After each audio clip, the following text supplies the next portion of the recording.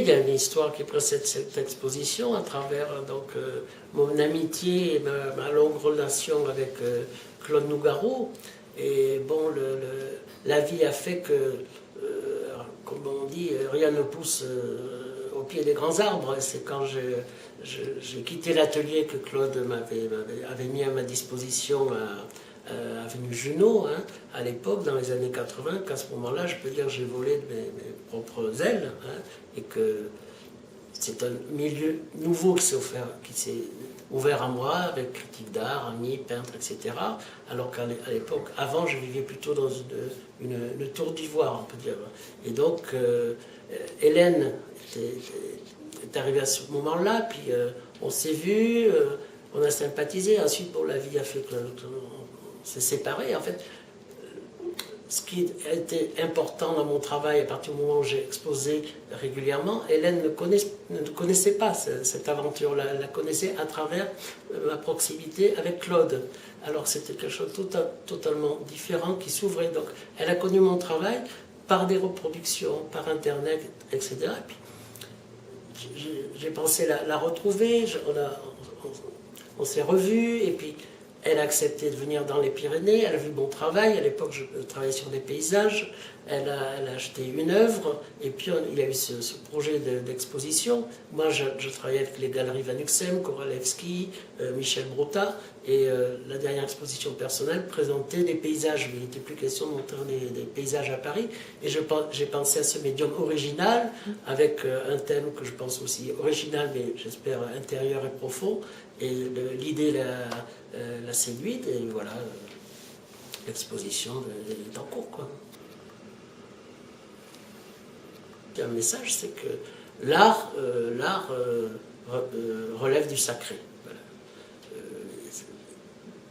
À l'origine, l'art, c'est du sacré. C'est l'art à voir avec la mort, avec l'infini, avec Dieu, avec la conscience, avec les esprits.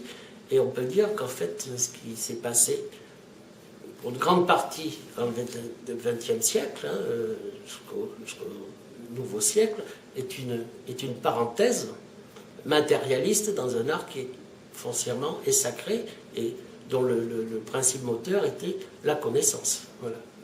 Je ne veux pas généraliser, puisqu'il y a on trouve ça dans certaines œuvres de Picasso, chez Henri Michaud, chez d'autres grands artistes. Hein. Ce n'est pas... voilà. C'est pas un refus de l'art contemporain. Voilà. C'est une autre voie qui est peut-être plus intime, plus discrète, plus occultée, mais qui est souterraine, mais qui existe dans le paysage mental actuel français. Bon, mon lien avec les arts premiers est assez ancien, je veux dire, ça remonte à mon adolescence, avant d'arriver à Paris, où rapidement, je me suis intéressé à l'art africain, à l'art de Papouasie, pas forcément parce qu'il est ancien, mais par sa matérialité. Voilà, c'est ça qui m'avait frappé. Et ensuite, bon, à travers une évolution, une quête spirituelle, hein, qui ne concerne pas uniquement les arts premiers, mais qui peut passer à travers, puisqu'on parle d'incarnation, le christianisme aussi, qui est très riche et très vivant pour certains. Et ces objets peuvent être objets du quotidien, donc comme je disais, peuvent être aussi objets oracles, porteurs, voilà, porteurs d'énergie. Ils ont une force, ces objets, parce que ce ne sont pas des objets manufacturés. Hein, ce ne sont pas des objets produits à profusion, ce sont des objets chargés. Voilà.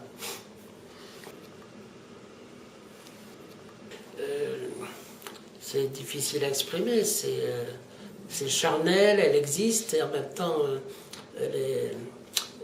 elle est vivante, quoi. Elle bouge, et puis elle supporte toutes les pressions, toutes les manipulations. Voilà. Elle existe, elle est vivante au départ. Hein. Donc il y a un gros travail de préparation technique que je n'expliquerai pas ici, mais une fois qu'elle est là, sur son support, on réserve quelques parties, un simple objet, que ce soit un petit bec de perroquet, une allumette, quoi, qui est projeté sur ce médium, quoi, cette peau qui est déjà qui est déjà comme un être vivant, suffit à la faire chanter.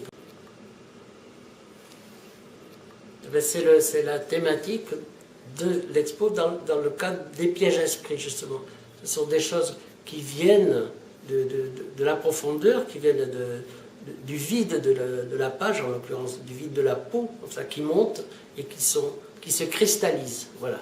Donc il y a une proximité de l'objet et en même temps un état de flottement.